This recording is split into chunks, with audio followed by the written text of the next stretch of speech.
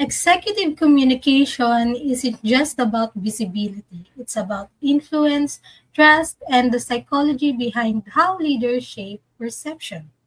Welcome to the PhD with Women on IT Hack the Future. My name is Jimil Nabarosa, and today's PhD Positivity Hack delivered will be by our guest, Catherine Fadashe. Our topic for today is Psychomarketing and Power, the Hidden Science of Executive Trust. Episode 215 starts here. Let me remind you this is a grassroots community that focuses on women on IT, an inclusive forum of women in technology, startups, and female leaders who are supported by men as well. And I bring heart to that hustle because empathy is my mojo, and empathy is critical in psychomarketing and power. This week on Positivity Hack Delivered, we're joined by Catherine Fadashe, Communications and Marketing Associate at Hayfin Capital, TEDx speaker, and expert in financial storytelling at the intersection of capital, psychology, and the narrative as she explores the hidden science behind executive trust and psychomarketing. Drawing from her experience across private markets and venture capital, Catherine will unpack how leadership, visibility, strategic messaging, and psychologically informed communication can influence stakeholder confidence and business value. From navigating change to reinforcing institutional credibility, this conversation reveals why communication is no longer just reputational, it's material to performance. Discover how narrative clarity, executive visibility, and intentional messaging can transform trust into a strategic advantage. Please join me giving a warm welcome to Catherine. Thank you so much, Jamil. I really appreciate the intro. I'm like, oh, is that me? Yes, you are. That is you. So to start, where in the world are you today? I'm good, thank you. I'm glad to be a part of this, and I hope that what is shared today is of value to your audience. So I'm super excited to be here. Everything is valuable here, and we are so glad that you join us. And so, Catherine, we love celebrating non-traditional paths on the show, and your journey from a BA in English literature and Italian at Birkbeck to a high-impact roles in venture capital is a prime example. For women listening who don't have a traditional STEM background but want to break into tech or finance, how did you leverage your storytelling skills to open those doors? So for me, I've always been a curious person, and but always wanted I've always been curious. I've always been someone who was open to experimenting. So for me as a storyteller, I started out writing novels, and I was also quite keen in understanding the world of innovation and tech. And so Twitter really was how I was able to this will probably be around 2017 to 2021, where I would say it was the golden age of Twitter, especially with VCs. Building their personal brands on Twitter, now X. And so that's how I was able to build my curiosity in that specific asset class in terms of venture capital. And then I saw people within the London tech space that I started following, and I started understanding what they do.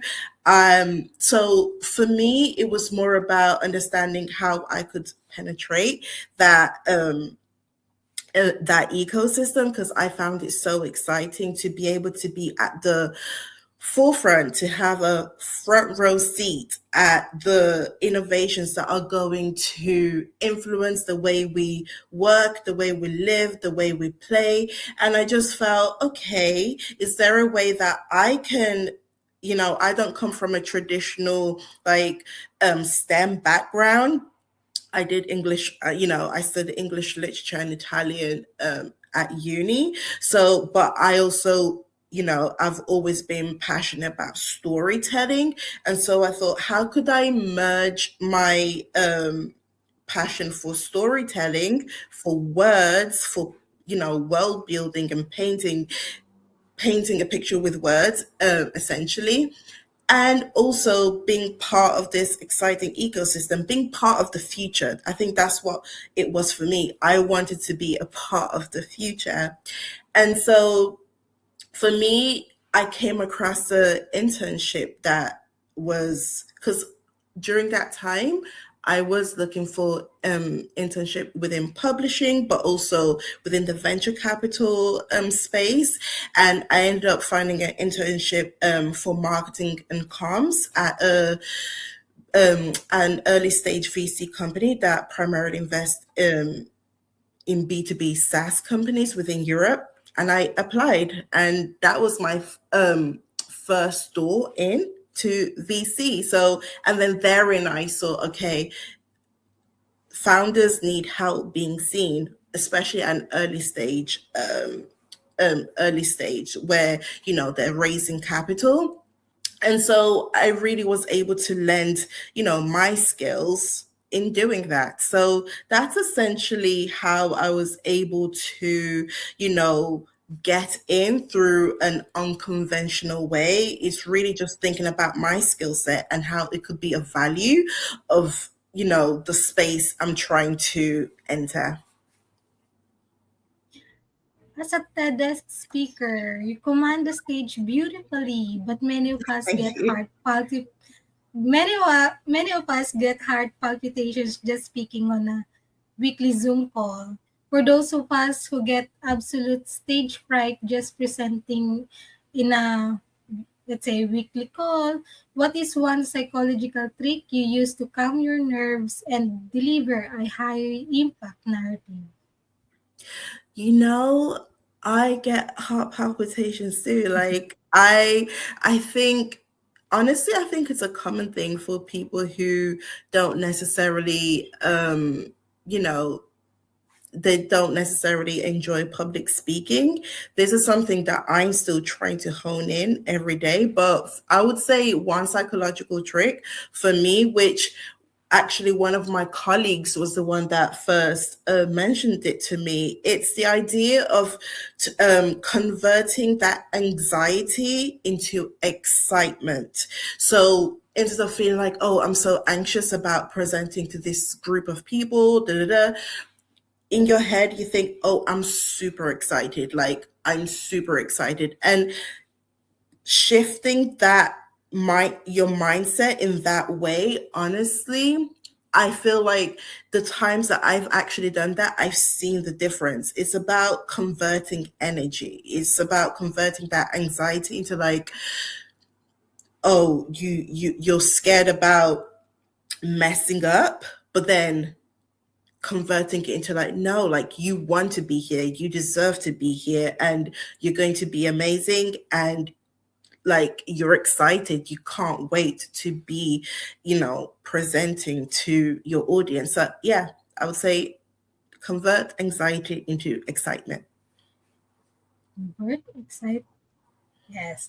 For the brilliant engineers and data scientists listening, translating complex technical work for non-technical stakeholders is always a major hurdle. For those of us who working in a highly technical fields like software engineering or data science, how can we start using psychomarketing in our daily updates to get our managers or stakeholders to actually buy into our ideas? You know what it is? It's about speaking the language of, and I feel like with engineers, or people from, generally a STEM background, they use highly jargon intensive words to, and obviously that's their realm, that's their world. And so of course, if they're speaking to other people within that realm, within that ecosystem, it makes sense, it translates. But if you want to translate it outside of that, your working environment, into the people who you need to endorse your project, your idea, you need to speak their language. You need to care about what they care about. You need to understand how to convert that your language into layman's terms. Like, it's not about dumbing down. It's about, okay, if you want to, you have to think like objectively. You have to think, if I want this project to be approved, if I want to be able to do this thing, what barriers can I remove in being able to get an easy yes? You want your stakeholders to be able to say yes, and you want them to understand what you're saying. So in order to do that, you need to speak their language. If you're trying to get your manager to approve it, who's not necessarily technical, how do you connect your project, your proposal, to the commercial objectives of the team, of the organization that you're working at? Because at the end of the day, you need to always be able to position yourself as revenue generating. You never want to position yourself as a cost center, because you're here to support the company in making money, essentially. So with that, you just need to be able to connect your idea to the commercial objectives of your team, of the firm, of whatever organization you're working at. And that means being able to simplify what you're saying, and in a way that you don't need to dumb it down, but in a way that you want them to be excited about your idea. How do you get them excited about your idea? That is through speaking their language. So that's what I would say for engineers who want to, get approval from non-technical stakeholders, is speak their language and tie it to a commercial objective. When you talk about the hidden science of executive trust, what is the absolute first step of a leader or an aspiring leader should take to build the trust with their team and external stakeholders? Sorry, can you repeat that question again? Sorry. When you talk about the hidden science of executive trust, what is the absolute first step a leader or an aspiring leader should take to build that trust with their team and external stakeholders? So it's more about, again, similar to like speaking a language. Senior leaders need to really know the pain points of, if it's of the employees or of their external stakeholders. They need to understand their pain points. Like, what are the things that, say for example, for a senior leader at a company where they're trying to improve the culture internally, they need to do the research. They need to be able to ask their teams to be able to do the research. How do employees feel? And I feel like knowing that, having that knowledge of what are the issues that the group you're trying to gain the trust of is being faced with, that's the first step in being able to build that trust. Without it, it's really hard to have that connection. And so building that trust and building that trust by doing the research. So you're speaking from a place of like understanding and compassion, and in a way also being transparent, like showing self-awareness, demonstrating self-awareness and showing that, okay, you understand what's going on within an organization, and being transparent about how, the steps being taken to fix that situation. But also, you also have to be leaders have to be delicate with how much they are able to share. But it's a bit of an art, but it's definitely about addressing the pain points, and that goes both internally and external. And also being visible as a senior leader, people like that feeling of having access, to, people that we admire. So I definitely would say addressing their pain points, being visible, um, and that could be, through different mediums, not necessarily just, always showing your face, but through different mediums that we can discuss later. And also sharing the vision. That's essentially what a leader does. It's like they're the vision creators. So you have to share the vision. People need to be able to buy in to that vision. So yes, that's how I would say leaders can build that trust internally and externally. We often assume executive presence requires being the loudest person in the room, but your work focuses all about quiet, intentional communication. What does intentional executive visibility look like for someone who might be more introverted? Mm. So I'm definitely in the introverted group, and this is something that I really had to work on within myself as well. And I think for me, what I think works is, I think it's mainly, again, and you probably see it's a recurring theme in this episode.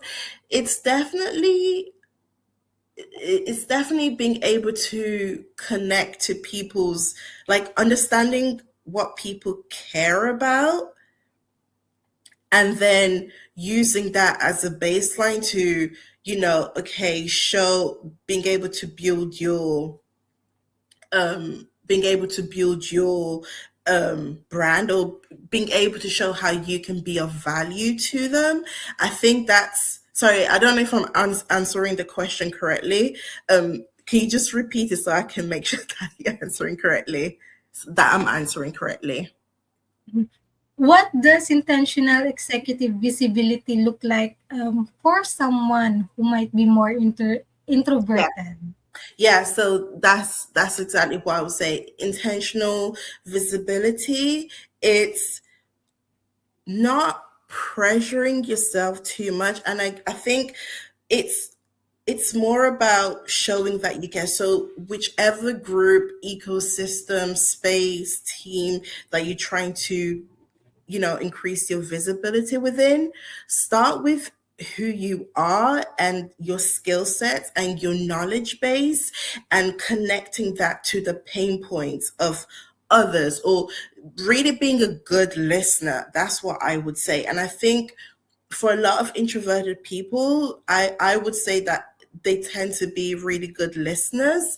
And so using that to connect, understanding what, if it's, you're trying to build your personal brand or your visibility within your workplace, really understanding what causes, like, for example, there's different workplace initiatives. Could you volunteer? Could you take part in a committee? um could you ask your colleagues for, the coffee chats, and really understanding what things in their, you know workflows that they're having issues with, could you help them out? Things of that nature really helps. Like, you don't have to be the loudest in the room. You just have to have the right you just have to you don't have to be the loudest in the room, but you have to be intentional in making sure that you are of value to people. And that is really the main thread with people who have that visibility, is that they are of value. They provide value to people.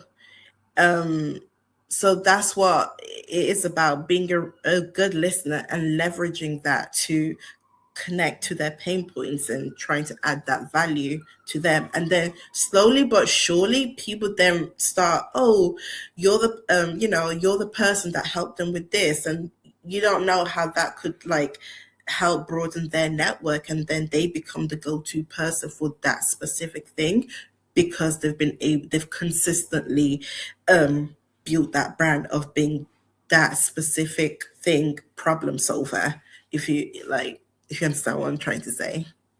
Yes, yes, I like that. And as an introvert as well, I prefer to listen. Yeah, right? Yeah. Yes. Your diverse career spans literature, venture capital, and private markets and mental health advocacy, proving how powerful human centric skills are. What are the top three soft skills all career driven females, in your opinion, should have? Okay, I think mine probably might be a bit um because I feel like people will be like, oh, be authentic and do this. For me, it's be audacious. And I don't know if that's a soft skill, but I think that's a soft skill, because not it's one of those things that are not easily quantifiable. Um, so I would say be audacious, go for things. And I think that's for me, I've and it speaks to my unconventional career path. I studied English literature and Italian, and that's not my academic background or things I've done. Like, I also had a business prior to me even going to university.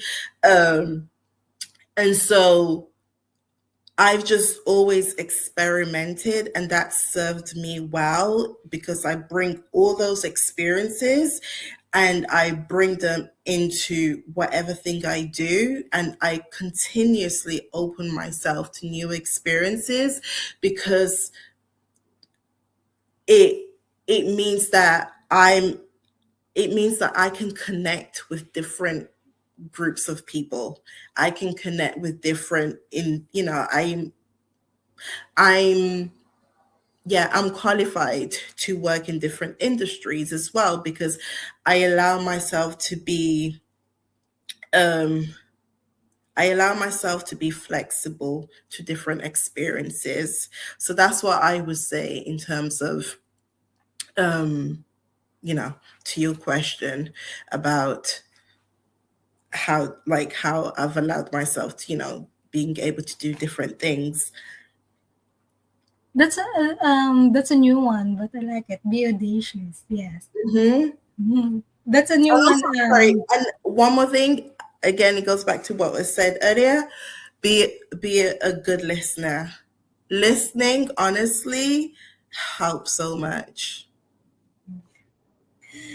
You recently shared an amazing Axios stat showing that high quality executive thought leadership can drive an average of $367 million in shareholder value in a single week. For women eyeing the C-suite, what are some low barrier ways we can start building our own leadership footprints on platforms like LinkedIn? Yes. So I think what any personal branding guru would tell you is about having your content pillars. And that is essentially three things that, three topics that you want people to um, associate with your name. So I would say for me, storytelling, private markets, and mental health. those are my three main things that I want people to associate with me. And I feel like for, women in the C-suite, and, I've worked with a few senior leaders, and it feels like for the most part, a lot of them are quite conservative in the sense that they like to maintain a low profile.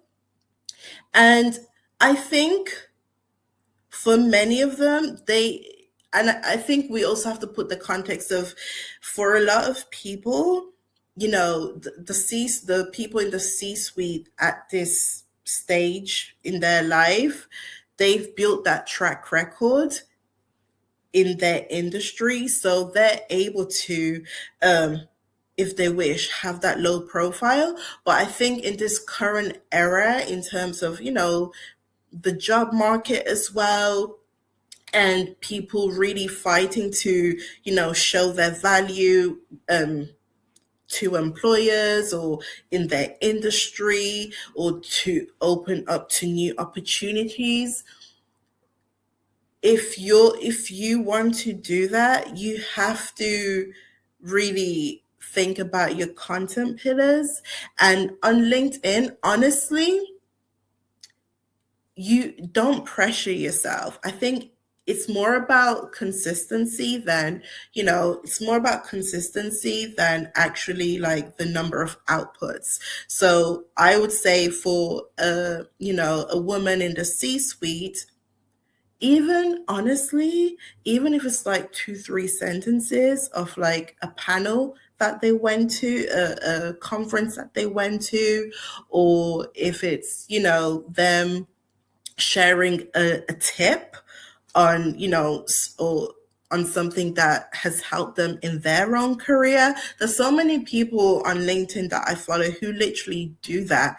And it might be like a short post, but it's so valuable to me as someone who's still, climbing that ladder. So it's, if you decide you can only post once a month on LinkedIn, that's fine, but try to keep to that schedule. But if you decide you want to post twice a week, keep to that schedule as well. But again, I also understand that, some people just don't see as important to them.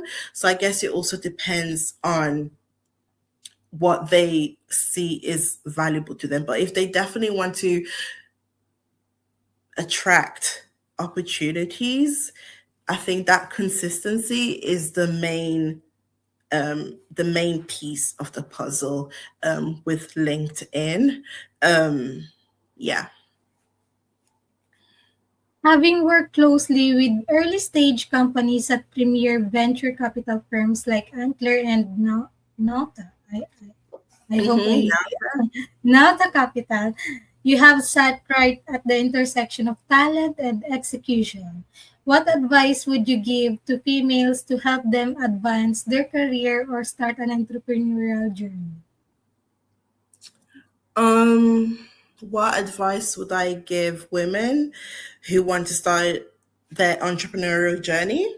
Yes. I would say I definitely would say have built, like, I don't think I'm someone who would say just do it, like, especially in the economic climate we're in. I did that when I was younger, but I had less responsibilities again. So it probably depends on responsibilities that you have. Can you just jump straight into it? But I would say take the more, if a woman is in a role, I think, you can continue to be, in your full-time role, and then dedicate an hour after work, 2 hours after work, to plotting out how you're going to do, your side quest, or like building your entrepreneurial journey. I think there's definitely merit in never depending on one source of income. That's a that's an advice I would never give. But definitely just don't I would not recommend a woman to just like jump in without research, without but also it's also you don't want to be, because there's also merit in being action oriented. So it's a tricky thing, but it's definitely research, and don't jump in until you have some financial cushion to help you, because growing a business is so taxing. And I'm saying this as someone who did it earlier on in my 20s. It's so taxing on your physical, mental, emotional, spiritual, financial health that you really need that cushion. So, not just financially, but also mentally. And I think people who tend to do well in as entrepreneurs, they tend to be quite comfortable with ambiguity. Like they if you're someone who's very like structured, you need to like plan every single thing, you do probably have to reconsider if the entrepreneurial path is for you. And I would not recommend the entrepreneurial path to, everyone. There's different ways you can earn, you know, other streams of income without being an entrepreneur. But I definitely would say plan plan your exit, or plan your take time to plan how you're going to um segue into, I wouldn't say immediate exit, you segue into your entrepreneurial career. From private credit to nonprofit trusteeship, you've successfully worn many diverse hats throughout your career, Catherine. What is your strategy for problem solving? What is my strategy for problem solving? um can you give a bit more context to that, please? Because I feel like I don't just want to like. If it is you've encountered different difficult challenges, or uh, you know, how do you solve your difficult task, something like that. Okay, for me, I'll just speak just, Mhm. within, if you're an employee and you encounter a difficult task and, you don't know what to do, I would always advise being proactive before you bring a problem to your manager or to, whoever. Be proactive in trying to find a solution, because I think for me, no one likes being brought problems to, like no one likes that. But if someone brings a problem to you but they actually counter it with like, okay, this is something that we can actually do, then it just shows, okay, this person can actually think. And I think that's what's missing in this climate we're in, especially, with the prevalence of LLM platforms, that critical thinking. A lot of people just want to be told what to do. I've never been like that. I like to show that, okay, like I'm quite, and I think probably lends to just being a creative, being able to think outside the box. So if I'm presenting, like, this is an issue, but okay, perhaps we can do this or do that. That helps the person who is receiving this information to feel like, okay, like maybe, they can actually consider what you're bringing to them. And a lot of the times, if we're bringing it to our managers, a lot of times they're time poor and they experience decision fatigue. So even if they're not going to go with the solution that you suggested, it still can help. It can be a launch pad for them to actually get to the solution. So I think in everything I'm saying, if anything you can take away from everything I said, is being empathetic, in the sense of be proactive in bringing solutions, speak the language of the audience you're trying to penetrate. That's essentially what marketing and comms is. It's resonance. You want to connect. That's essentially how brands are able to be alive, is a customer has connected to a brand because the brand spoke their language, they understand their pain points, and that also is all linked back to problem solving as well. Bring solutions, not problems, and or at least suggest solutions. So that's what I would say. You are always working at the cutting edge of narrative, psychology, and brand building. And for sure, our community loves to follow your work. Are you working on any exciting new projects right now, Catherine? Um, I would say I currently have a Substack.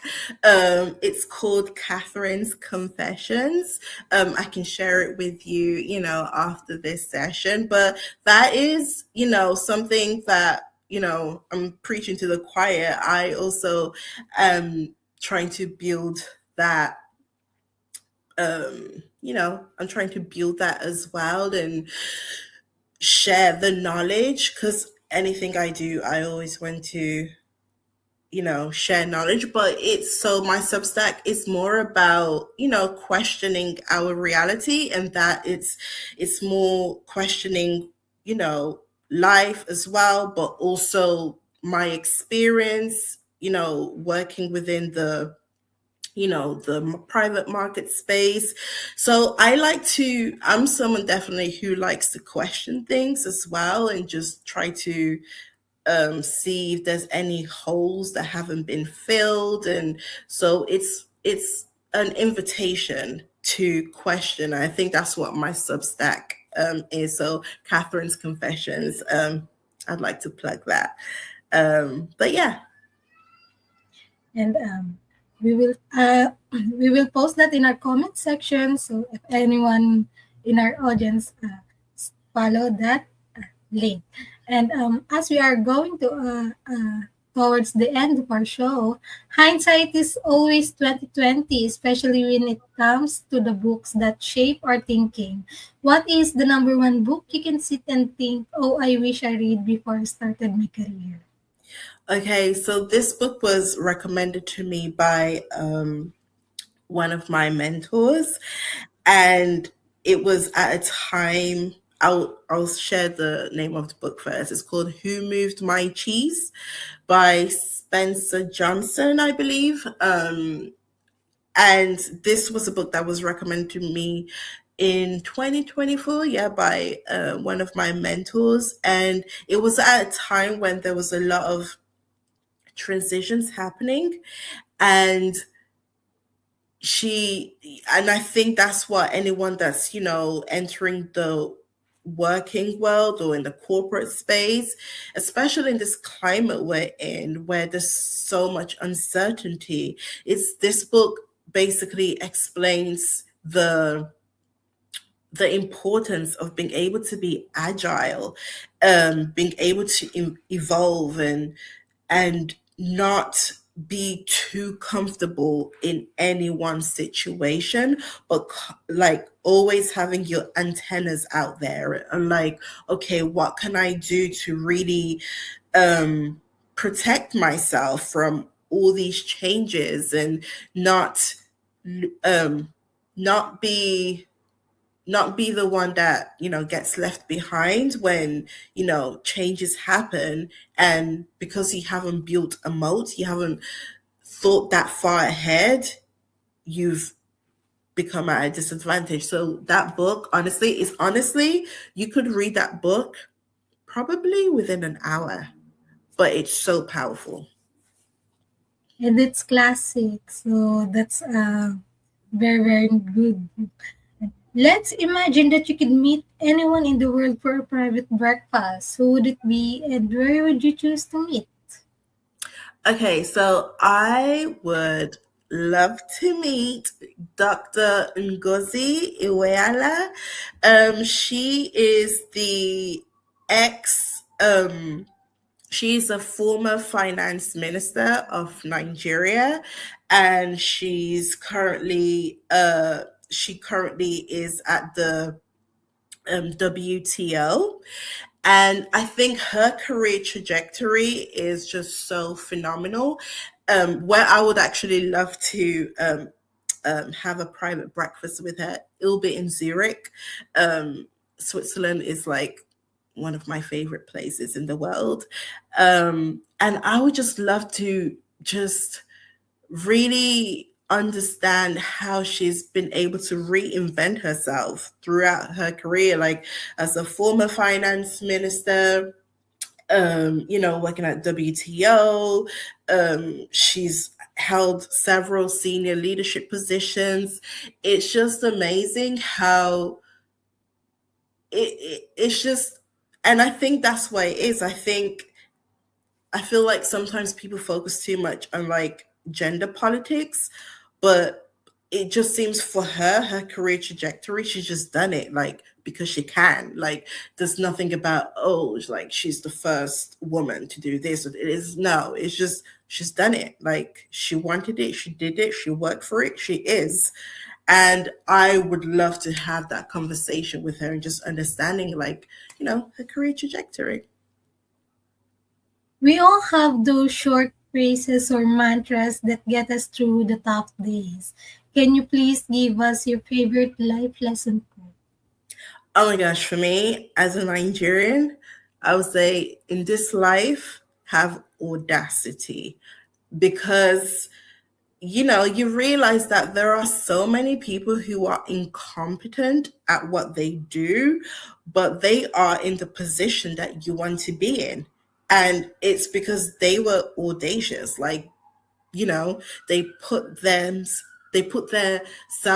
out there. And, it goes back to, personal branding and positioning, etc. And I feel like as Nigerians, we definitely have that spirit of, being audacious. But I think that is something that, sometimes when I'm scared to put myself out there and do something, I'm like, why not? Why not? So, yeah, in this life, have audacity. And that's it from 215 of the PhD live stream. Thank you so much to our guest, Catherine Fadashe. And to stay updated and ensure you never miss a positivity hack delivered, follow Women in IT and turn on notifications to be alerted once the video has been released. Next week on our PhD episode, the Soul CEO Upgrade with Don Thompson, we will be talking about exposing blind spots to align your health, wealth, and love. Thank you to our fabulous team, Herminian, Natalie, and Rachel. As always, our positivity quote comes from positive thinking only and goes look for something positive in each day, even if some days you have to look a little harder. Today is your day to hack the future, hack the positivity you want. Thank you.